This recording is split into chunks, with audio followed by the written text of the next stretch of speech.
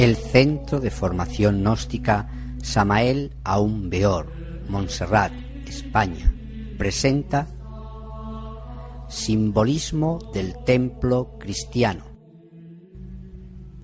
Cuando nuestra tradición cristiana primitiva ha construido sus catedrales, sus templos, lo han hecho siempre con respecto a un canón, a un arte regio sagrado, a través del cual han expresado una enseñanza simbólica que revestía generalmente dos características esenciales, a saber, el símbolo cósmico solar y el símbolo teológico. Desgraciadamente, hoy en día no existe este arte sagrado de construcción cuando se construye una catedral o un templo, sino más bien lo que podríamos denominar un arte religioso, y entre estas dos nociones existe una diferencia radical. Todo lo que se construye en nuestra época está basado en una concepción individualista, producto de los sentimientos subjetivos, fantasías, pensamientos e inclinaciones del artista o arquitecto, mientras que antiguamente en el arte sagrado no existían estos aspectos subjetivos, pues la construcción era de origen cósmico y ontológico. No existía una visión personal, sino más bien la traducción de una realidad que rebasaba ampliamente los límites de la individualidad humana. Esto es justamente lo propio de este arte sagrado, ser un arte suprahumano que es la cristalización en el plano sensible de la belleza ideal. La belleza es una forma de lo divino, un atributo de Dios, un reflejo de la beatitud divina, decía François Chouon. Por eso, decía también Platón, que lo bello es el esplendor de lo verdadero. Es bien evidente que en un arte así concebido, con un valor casi sacramental, el artista no puede dejarse guiar por sus propias inspiraciones. Su trabajo no consiste en expresar su personalidad, sino en buscar una forma perfecta que responda a prototipos sagrado de inspiración celeste, a leyes cósmicas que expresan principios universales. Así, la estética se vincula jerárquicamente a la cosmología y por mediación de ésta a la ontología y la metafísica. Este orden jerárquico determina el carácter esencial del arte sagrado, que es el de ser simbólico, es decir, el de traducir mediante imágenes polivalentes la correspondencia que relaciona entre sí los diversos órdenes de realidad, el de expresar mediante lo visible lo invisible y el de conducir al hombre hacia éste. En el plano concreto, el símbolo es a la vez un vehículo universal y particular. Universal ya que trasciende a la historia, ya sea este primitivo o judío, o egipcio o cristiano, cualquier símbolo, independientemente de la tradición a la que pertenece, nos presenta un carácter universal. Y es particular porque se adapta a una época precisa, ofrece así una doble realidad, una realidad sacra universal que es propia a tal o tal tema y una realidad particular que se incorpora a una época determinada. Todo edificio sagrado es cósmico, es decir, que está hecho a la imagen del mundo. Esta imagen es, en primer lugar, una imagen realista en el sentido de que en los muros y los pilares del templo están representados la tierra y el sol, los animales y las plantas, los trabajos del hombre y las distintas condiciones sociales, la historia natural y la historia sagrada, de forma que ha podido decirse que las catedrales eran enciclopedias visuales. El templo no sólo es una imagen realista del mundo, sino más aún una imagen estructural, es decir, que reproduce la estructura íntima y matemática del universo, y en ello reside el origen de su sublime belleza. Por eso Platón dice en su obra Fileo: no es lo que el vulgo entiende generalmente por este nombre, como por ejemplo la de los cuerpos vivos o su reproducción, sino que es lo rectilíneo y circular, hecho por medio del compás, el cordel y la escuadra, y estas formas no son como las demás, bellas en determinadas condiciones, sino que son siempre bellas en sí mismas. La forma cuadrada de la Jerusalén celeste, Apocalipsis 21:12, está directamente relacionada con el propio principio de la arquitectura de los templos. Toda arquitectura sagrada se reduce en realidad a la operación de la cuadratura del círculo o transformación del círculo en cuadrado. La fundación del edificio comienza por la orientación, que es ya en cierto modo un rito, pues establece una relación entre el orden cósmico y el orden terrestre, o aún entre el orden divino y el orden humano. El método tradicional, y podemos decir universal, pues se le encuentra donde quiera que haya una arquitectura sagrada, fue descrito por Vitruvio y fue practicado en Occidente hasta el fin de la Edad Media. Los cimientos del edificio se orientan gracias a un gnomón que permite localizar los dos ejes norte-sur y este-oeste. En el centro del emplazamiento escogido se levanta un palo, alrededor del cual se traza un gran círculo y se observa la sombra que se proyecta sobre este círculo.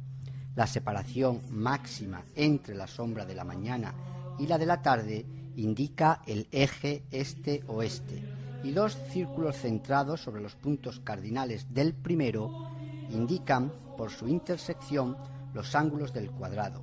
Este último es la cuadratura del círculo solar. Es importante recordar de forma precisa las tres operaciones de la fundación, a saber, el trazado del círculo, el trazado de los ejes cardinales y la orientación, y el trazado del cuadrado de base, pues ellas son las que determinan el simbolismo fundamental del templo, con sus tres elementos correspondientes a las tres operaciones, el círculo, el cuadrado y la cruz, por mediación de la cual se pasa del primero al segundo. El círculo y el cuadrado son símbolos primordiales. Al nivel más elevado en el orden metafísico, representan la perfección divina bajo sus dos aspectos. El círculo, la esfera, en la que todos los puntos están a la misma distancia del centro, que no tiene principio ni fin, representa la unidad ilimitada de Dios, su infinidad, su perfección, y el cuadrado o el cubo, forma de todo cimiento estable, es la imagen de su inmutabilidad, de su eternidad. A un nivel inferior, en el orden cosmológico, estos dos símbolos resumen toda la naturaleza creada, en su ser mismo y su dinamismo. El círculo es la forma del cielo, más en particular de la actividad del cielo, instrumento de la actividad divina que rige la vida en la tierra, la representación de la cual es un cuadrado, porque respecto al hombre la tierra es, en cierta forma, inmóvil y pasiva, y se ofrece a la actividad del cielo. El hombre es el centro de esta creación. Él la sintetiza y establece un vínculo entre lo alto, esencia, cielo, y lo bajo, sustancia, tierra, y esta relación viene simbolizada precisamente por el signo de la cruz. Esta relación entre el orden cósmico y el orden arquitectural está magníficamente resumida en esta fórmula lapidaria grabada en una de las paredes del templo de Ramsés II. Este templo es como el cielo en todas sus disposiciones. Esta relación del círculo con el cuadrado o de la esfera con el cubo es realmente el fundamento de la arquitectura sagrada, a partir del cual se concibe y se realiza todo el edificio. En efecto, si pasamos del plano horizontal que nos ha ocupado hasta este momento al plano vertical, y al mismo tiempo de la geometría plana a la geometría del espacio, comprobamos que todo el edificio se reduce al esquema de la cúpula y el cubo. La cúpula o la bóveda remata el cubo de la nave, como el cielo físico se asienta sobre la tierra, y esta es la razón por la cual antiguamente la mayoría de las bóvedas eran pintadas de azul y consteladas de estrellas. Siguiendo la vertical que asciende del pavimento a la bóveda, se pasa del cubo a la esfera, es decir, del estado terrestre al celeste. Así, el dinamismo interno del templo sirve de sostén y de guía a la oración y a la meditación. La construcción del templo imita la creación del mundo. Platón decía que este creador es el gran arquitecto del universo. Concretamente, dijo el filósofo, Dios es geómetra. La geometría, base de la arquitectura, fue, hasta el comienzo de la época moderna, una ciencia sagrada, cuya formulación, por lo que a Occidente se refiere, proviene precisamente del Timeo de Platón y a través de éste se remonta a los pitagóricos. Es precisamente San Agustín quien trajo esta mística platónica del número a Occidente. En su tratado de música expone la teoría según la cual la música y la arquitectura son hermanas, ambas hijas del número y espejo de la armonía eterna. Los constructores de la Edad Media conocieron la analogía entre la proporción arquitectural e intervalos musicales e inscribieron a veces esta analogía en la piedra. Los 5 poliedros regulares son para Platón los arquetipos de la creación. Esta matemática explica en particular lo que le parece a primera vista inexplicable al admirador de las catedrales, la atmósfera sutil de esos edificios cuya armonía es cuasi divina, así como la impresión de perfección que producen. El elemento esencial era para estos la noción de relación y de proporción entre las distintas partes del edificio. La principal, llamada también proporción divina, era el famoso número de oro o sección dorada, 1,618 igual a φ. Los 2 números que desempeñaron el papel más destacado en la construcción de estas formas y volúmenes fueron la década, cuya raíz es la tetraquis, suma de los 4 primeros números, 1 más 2 más 3 más 4 igual a 10, y la péntada. La década era el número mismo del universo, base de la generación de todos los números representados, planos o sólidos, y por tanto de los cuerpos regulares correspondientes a algunos de ellos. El pentáculo, polígono estrellado o estrella de 5 brazos, fue el símbolo del amor creador y de la belleza viva y armoniosa, expresión de ese ritmo imprimido por Dios a la vida universal. Servía para determinar correspondencias armónicas, pues entre todos los polígonos estrellados, este es el que ofrece directamente un ritmo basado en la proporción o número de oro, que es la característica por excelencia de los seres vivos. Moesel, que es un arquitecto, ha hecho un trazado de los principales monumentos de Egipto, de Grecia y de Roma. Ha demostrado que todos los diagramas geométricos, planos horizontales o secciones verticales, se reducen a la inscripción en uno o varios círculos concéntricos de uno o varios polígonos regulares. Esto nos lleva de nuevo al rito de fundación, pues el círculo rector del plano deriva a menudo del círculo de orientación del que hemos hablado. Este círculo rector es segmentado bien astronómicamente en 4, 8 o 16 partes, o bien más generalmente en 10 o 5, es decir, mediante la inscripción en un círculo de un decágono o un pentágono regular, lo cual permite obtener planos irradiantes en los que los elementos y los conjuntos estén unidos por cadenas de proporciones basadas en el número de oro.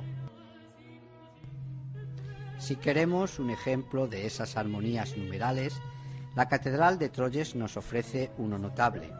Las mediciones hechas en la nave central han mostrado que los pilares de la nave se ensanchan ligeramente al acercarse al santuario de acuerdo con la modulación dorada, de manera que el fiel que avanza hacia el altar franquea a cada tramo una nueva puerta de oro.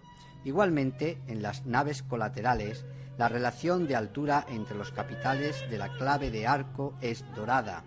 así como la distancia entre los pilares con respecto a la altura de los capiteles de encuadramiento.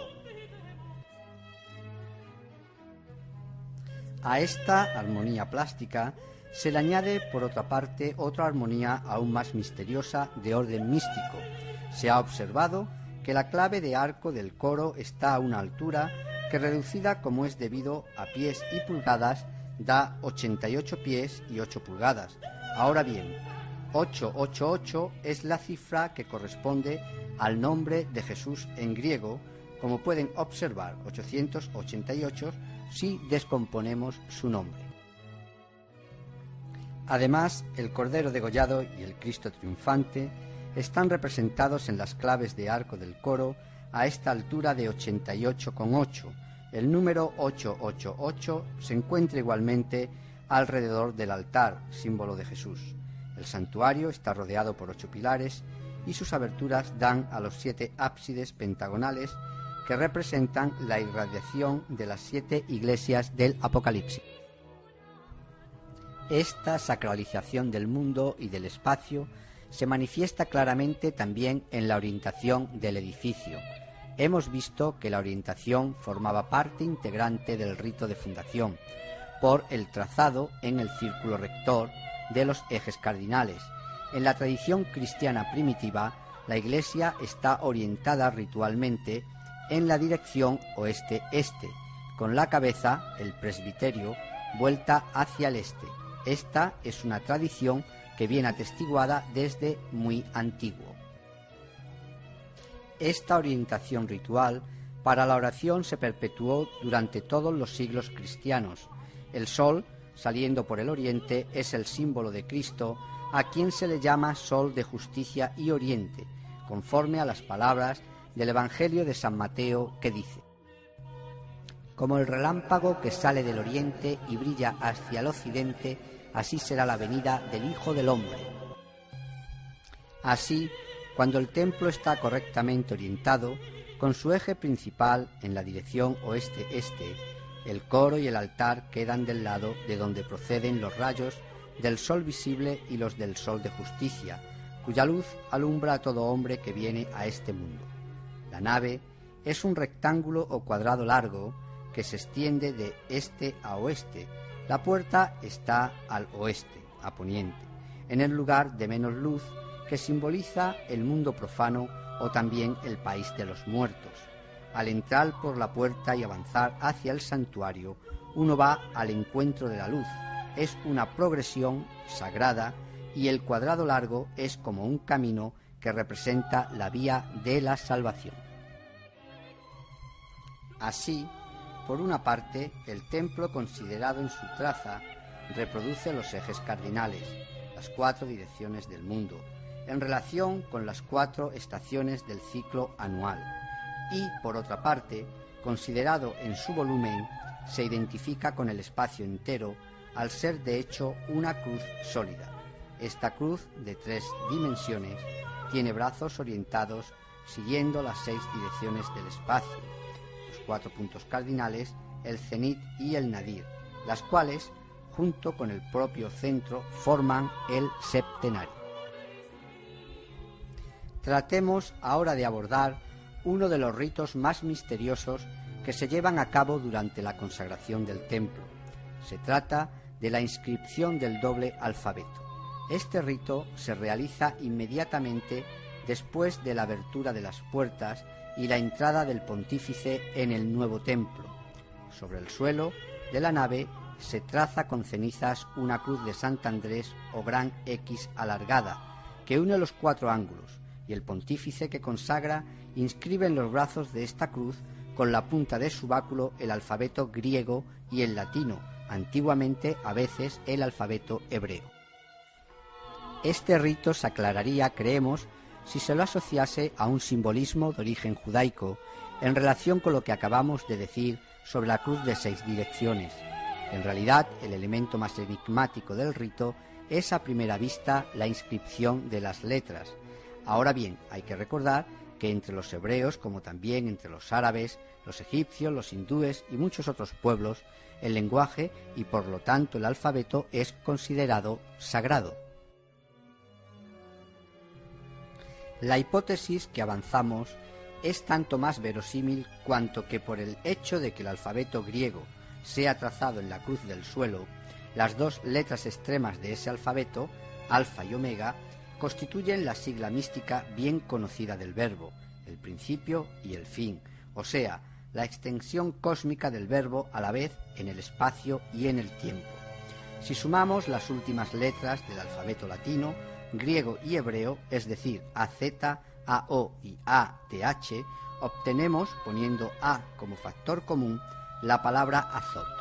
Nosotros sabemos que existía relación entre los alquimistas y los constructores de templo. Los alquimistas, a través de esta palabra, designaban la materia prima con la que se podía obtener la piedra filosofal, que era una de las representaciones de Cristo, porque esa piedra era un aspecto en el mundo físico de la causa primera y final que puede reproducirse a sí misma, fecundarse y engendrarse por sí misma en cuanto verbo divino. Otros simbolismos podrían apoyar esto que acabamos de exponer. La X, en griego, es la primera letra del nombre de Cristo y en latín representa el número 10 o década, símbolo pitagórico y platónico, como hemos visto, de la unidad múltiple de la creación en su perfección. Así, la gran X, que contiene las letras del alfabeto, puede simbolizar de varias formas que por otra parte nos excluyen mutuamente la consagración del terreno y del templo, haciendo descender a éste el influjo celeste, es decir, el cuerpo de Cristo. Ahora que hemos hablado sobre la orientación del templo, nos tenemos que preguntar cómo edificarlo, qué canon podemos seguir, qué proporciones. La respuesta la podemos obtener en la Biblia. En el libro de la sabiduría se nos dice que todo ha sido regulado con medida, peso y número, y San Pablo decía a los corintios: ¿ignoráis que vuestro cuerpo es el templo del Espíritu Santo que en vosotros reside? Así pues, se trata en consecuencia de copiar las medidas que tiene el cuerpo humano. Siendo el hombre el templo de Dios, el templo será alzado a la imagen del hombre. Esta asimilación del templo a un hombre tendido con la cabeza hacia el oriente no es, por otra parte, particular del cristianismo, aun cuando haya tomado en este un desarrollo mayor que en cualquier otra parte. Ella sirve igualmente de punto de partida para la construcción del templo egipcio. En su día presenté una exposición donde se veía que el templo de Luxor era la representación del microcosmos hombre.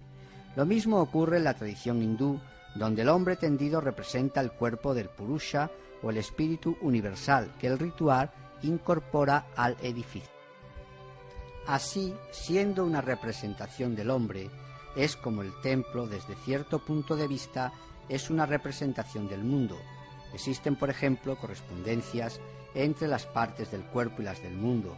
Los pies corresponden a la tierra, la cabeza redonda a la bóveda celeste y el edificio al semicírculo del ábside. Los sentidos están relacionados con los elementos, etc. Guillermo de Saint-Thierry ha hecho notar que un hombre, con las piernas y los brazos extendidos, puede inscribirse en un círculo trazado con un compás, con la punta fija colocada sobre el ombligo. Esta figura se superpone, como es fácil de ver, al diagrama utilizado en el rito de fundación, la cruz en el círculo. La cruz formada por el hombre, con los miembros extendidos, se superpone a los ejes cardinales. Una tradición cristiana que se remonta a los primeros tiempos pone en relación esta figura del hombre en cruz con el nombre genérico del hombre, Adán. En efecto, las 4 letras de la palabra Adán en griego son las iniciales de las palabras que designan los 4 puntos cardinales: A, Anatolé, oriente; D, Dismé, occidente; la tercera A, Arcros, septentrión; y M, Mesembria, mediodía.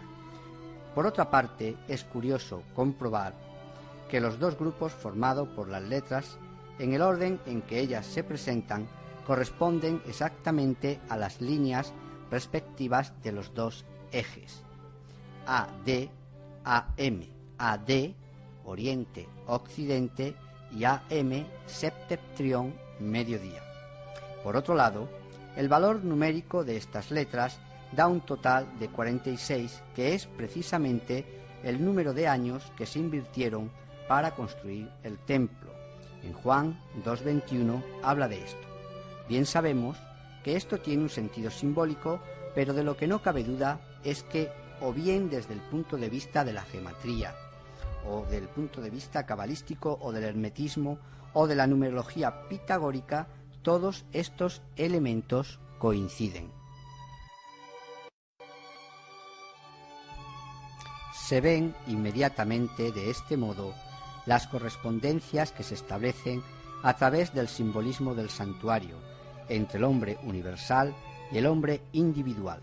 Del mismo modo que el pilar axil enlaza la base cuadrada con la cúspide esférica del edificio, la tierra con el cielo, así, en el individuo, la espina dorsal une la parte inferior y terrena del cuerpo, llamado fundamento, yesod, en la mística hebraica, con la parte superior y pensante o cabeza, cuya forma esférica está, como hemos visto, en correspondencia con la bóveda celeste. Por la espina dorsal es por la que la cabeza rige a todo el resto del cuerpo, esto por lo que respecta a la constitución física del individuo. En su constitución sutil, a la espina dorsal y a los canales nerviosos que la recorren les corresponden unos canales sutiles en los cuales circula la energía de igual naturaleza, y en el centro de estos, como el pilar axil en el edificio, el canal llamado Shushuma por los hindúes. En el proceso de desarrollo místico, esta energía espiritual creadora, que se encuentra dormida en la base de la espalda, se eleva por ese canal, despertando sucesivamente los distintos centros sutiles o chakras, hasta el momento en que, alcanzando el chakra coronal en la parte superior de la cabeza, provoca la iluminación y la transformación del individuo. Se dice entonces que se abre el loto de los 1000 pétalos. Este es el mismo simbolismo que en el occidente se expresa por la aureola que brilla en la cabeza de los santos. Otro rito de suma importancia es el de consagración del edificio. Se incrustan o se pintan 12 cruces en los muros de la iglesia, se las unge con aceite y se encienden ante ellas 12 cirios.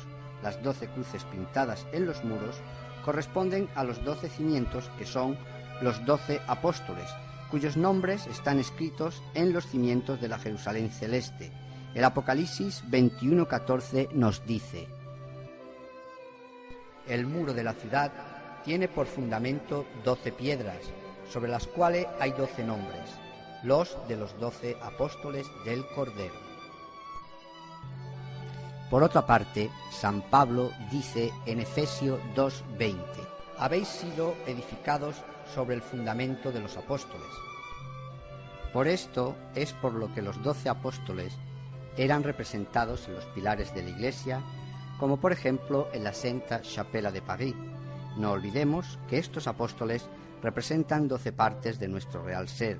El simbolismo cósmico se une aquí también con el simbolismo místico. Uno no entra en una iglesia como lo hace en el tenderete de un comerciante.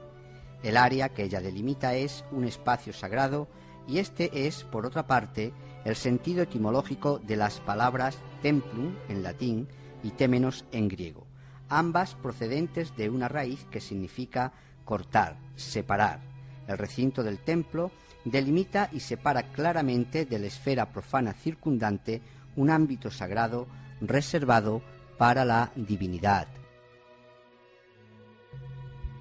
Del vestíbulo al santuario, el fiel recorre la vía de la salvación, que el templo reproduce de alguna forma en su traza. El pórtico con el nártex facilita la transición entre ambas esferas. La nave en la que resuena la palabra de Dios que nos guía, yo soy el camino, la verdad y la vida, es también el lugar de la adoración, Por último, el santuario, centrado en el altar, es el lugar de la divina presencia. Antes de penetrar en este mundo sagrado del templo, el hombre ha de sufrir una lustración, el bautismo, y esta lustración es la que se le invita a reactualizar de algún modo cada vez que penetra purificándose con el agua de la pila.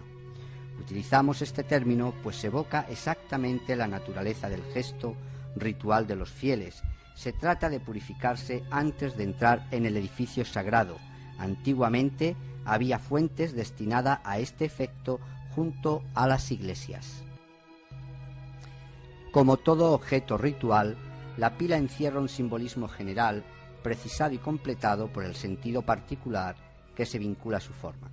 En el simbolismo tradicional, toda cuba ritual representa el océano primordial, las aguas del Génesis, sobre las que se cernía el Espíritu de Dios para obrar la creación.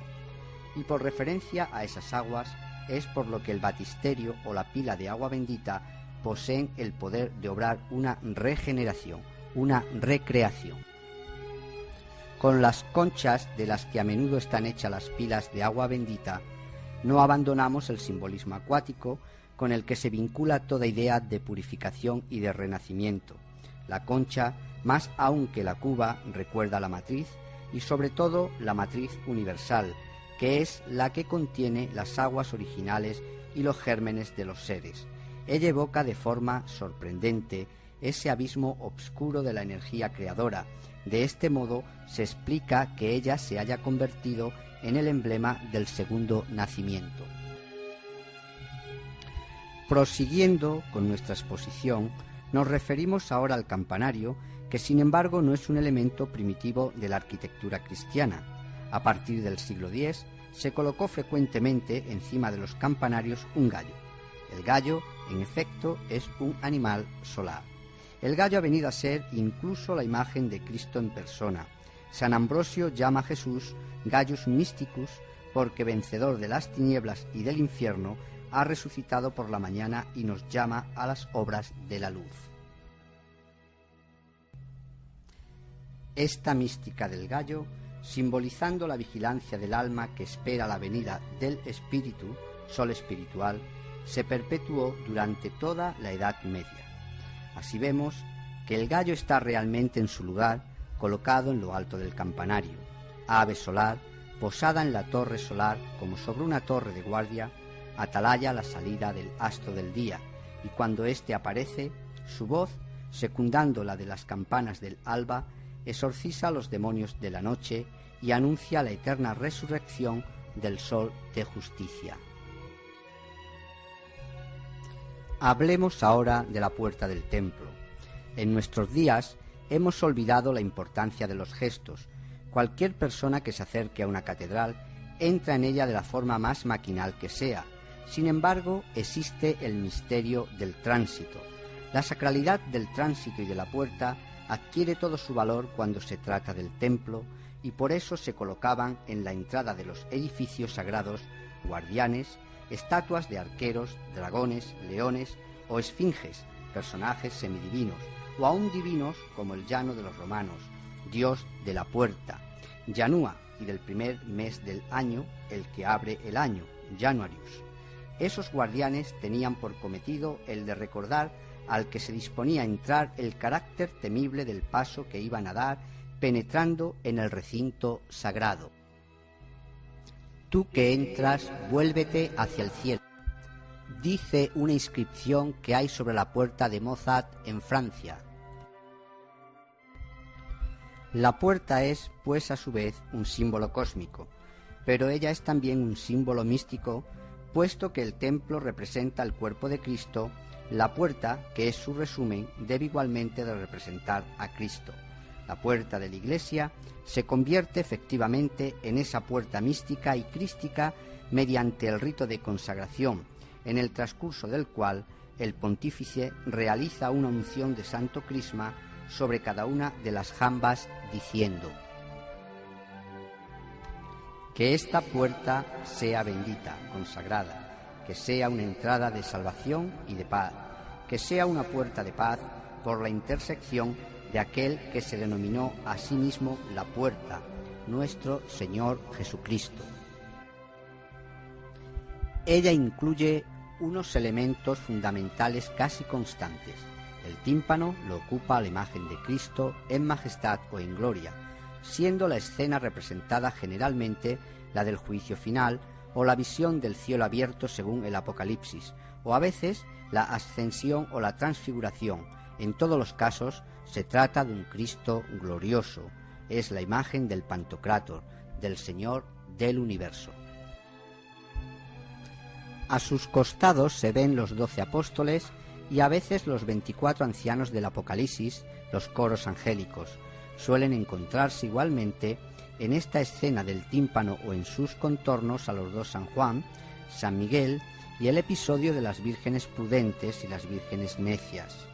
Otro elemento ornamental lo constituye el zodíaco con los trabajos correspondientes a cada signo, luego a cada mes. La representación del zodíaco reviste una importancia especial. Él materializa el ciclo celeste, el movimiento del cielo, es decir, la actividad del Verbo en el mundo. El mundo es una revelación cíclica de Dios en el tiempo y el espacio. El cielo representa el movimiento de la vida, movimiento circular alrededor del Sol divino, como los planetas y los signos alrededor del Sol visible. El círculo del zodíaco se divide en 4 partes, siguiendo los ejes que pasan por los equinoccios y los solsticios. Estos últimos sirven para determinar las estaciones. Ahora bien, equinoccios y solsticios han recibido el nombre de puertas celestes porque son lugares de paso de una estación a otra. La puerta principal del templo es considerada como una síntesis de las puertas celestes y sobre todo de las puertas solsticiales, las cuales son la imagen cósmica de la puerta del cielo, que no es otra que el propio Cristo. Esta es la razón por la cual se ve a menudo representados alrededor del Cristo del tímpano, sobre los montantes, a San Juan Bautista y San Juan Evangelista, cuyas fiestas se sitúan precisamente en los 2 solsticios, 27 de diciembre y 24 de junio. Generalmente, en los templos o catedrales tenemos 3 puertas, en las fachadas oeste, norte y sur. Al este, las puertas son reemplazadas por otras aberturas, las grandes vidrieras del ábside, que reciben el sol naciente y constituyen así admirables puertas solares. Una vez franqueada la puerta del templo, podemos encontrar un símbolo muy propio de las catedrales, como lo era el laberinto. Podemos encontrarlos en diferentes países como Francia, Inglaterra, Alemania, Italia y otros. ¿Cuál era el sentido de estas figuras y a qué se destinaban? Si observamos la estructura de un laberinto con sus repliegues y los ejes que se superponen a ellos, quedaremos asombrados por la semejanza de la figura con la tela de araña, que es el modelo natural del tejido. En el simbolismo universal, el tejido representa el mundo de la existencia, concebida a veces como la construcción de la araña cósmica, imagen del artesano supremo. Bajo este aspecto, lo que destaca en el laberinto es la complicación de la trama, la dificultad de orientarse en sus repliegues, y la figura representa la existencia humana, la vida con sus vicisitudes de todo tipo, consecuencia del estado humano y de su inmersión en el mundo. Abandonado a sí mismo, el hombre es incapaz de orientarse y se pierde como Dante en el bosque oscuro. Para volver a encontrar el camino ha de poseer el hilo de Ariadna. El lenguaje simbólico, el hilo que permite al hombre volver a encontrar su camino, es la gracia divina. En una inscripción grabada sobre el laberinto del Duomo de Lucca, Italia, encontramos: «He aquí el laberinto de Creta, construido por Dédalo, del que nadie una vez dentro puede salir, salvo Teseo, ayudado graciosamente por el hilo de Ariadna». Ariadna es la gracia divina que ayuda a Teseo en su lucha contra el monstruo, es decir, al hombre que combate su naturaleza egoica. En consecuencia, podemos apreciar la importancia y el sentido que recobra esta perspectiva, la deambulación del fiel medieval por esa red mística. Eso sería similar al auténtico peregrinaje, al viaje hacia el centro, que es un viaje interior a la búsqueda del ser, con el único objetivo en la vida de realizar ese ser, es decir, de fusionarse con él. Cuando una vez franqueado el umbral penetramos en las catedrales o incluso en las iglesias más modestas de las buenas épocas, quedamos como fascinados y embargados por esa sobria embriaguez de la que hablan los místicos cistercienses. Esta magia obedece a la existencia de un centro del que irradian unas líneas que engendran, siguiendo la divina proporción, formas, superficies y volúmenes en expansión hasta un límite sabiamente calculado que los detiene, los refleja y los devuelve al punto de donde emergen. Este centro del que todo irradia y al que todo converge es el altar. El altar es la mesa, la piedra del sacrificio, ese sacrificio que para la humanidad caída constituye el único medio de tomar contacto con su ser. Para comprender todo su sentido hay que ir más adentro y captar su simbolismo desde el interior. El hecho capital del que hay que partir es la unción por Jacob de la piedra de Betel. El Génesis 28, 11, 19 habla de esto y dice: Jacob, de camino para Mesopotamia, hace alto y duerme en el mismo suelo. Una piedra le sirve de cabezal. Mientras duerme, ve en sus sueños el cielo abierto y una escala que enlaza la tierra con el cielo, por la cual suben y bajan los ángeles, y en lo alto de la cual está el Eterno. Cuando Jacob despierta, exclama: «¡Qué temible es este lugar! No es sino la casa de Dios y la puerta de los cielos», y vierte óleo sobre la piedra, haciendo así un altar para conmemorar su visión. En el ritual de consagración, el pontífice repite el gesto del patriarca vertiendo los santos óleos sobre la piedra. El ara es, pues, asimilada ritualmente a la piedra de Jacob.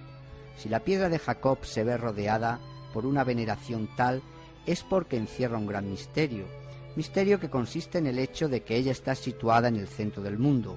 Esta noción es la base, como hemos visto, del simbolismo arquitectural y gobierna también el simbolismo de la cruz. El altar representa en el microcosmos del templo este corazón del mundo.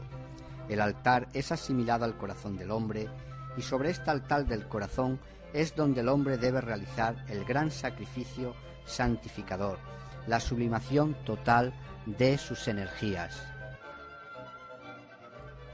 Antes de concluir con el simbolismo del ara, no debemos olvidar dos elementos indispensables como son las gradas y las luminarias.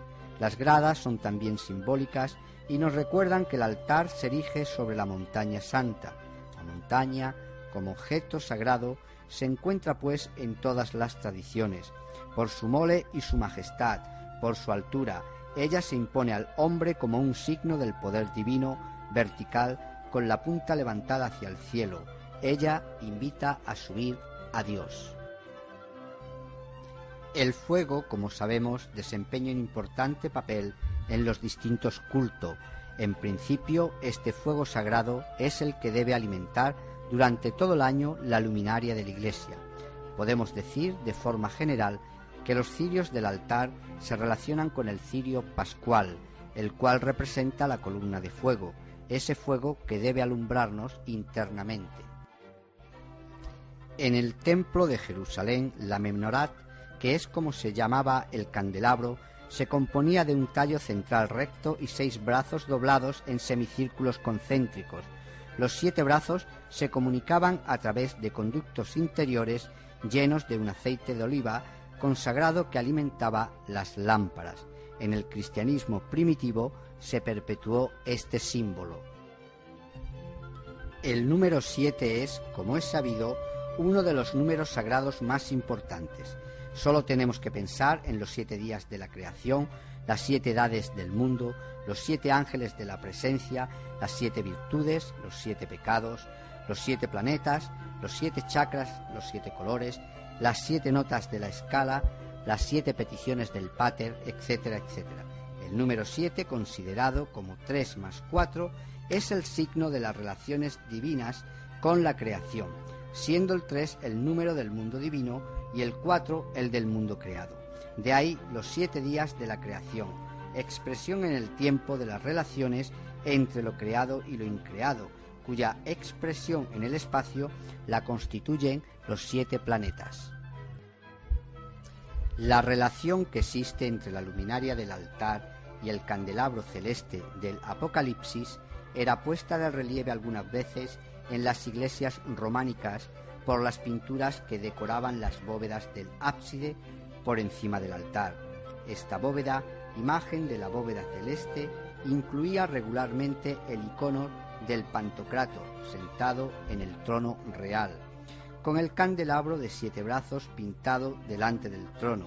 Así se sugería mediante un arte realmente sagrado el objeto de la liturgia que por el altar restablece la comunicación entre tierra y cielo y hace descender sobre el mundo para renovarlo la gracia y la paz que proceden de la séptuple luz. Terminaremos este recorrido que nos ha llevado desde las bases de la fundación del templo hasta su centro mismo. Hemos visto que cada parte del templo nos da una enseñanza, que existe en su arquitectura un método para traducir un pensamiento filosóficamente ordenado y que es a través del simbolismo como los antiguos iniciados nos han transmitido ese conocimiento, tallado en la piedra perenne, con la única intención de que construyamos nuestro templo interior, nuestra Jerusalén celeste, de acuerdo a las enseñanzas gnósticas de una concepción individualista, producto de los sentimientos subjetivos, fantasías, pensamientos e inclinaciones del artista o arquitecto, mientras que antiguamente en el arte sagrado no existían estos aspectos subjetivos, pues la construcción era de origen cósmico y ontológico.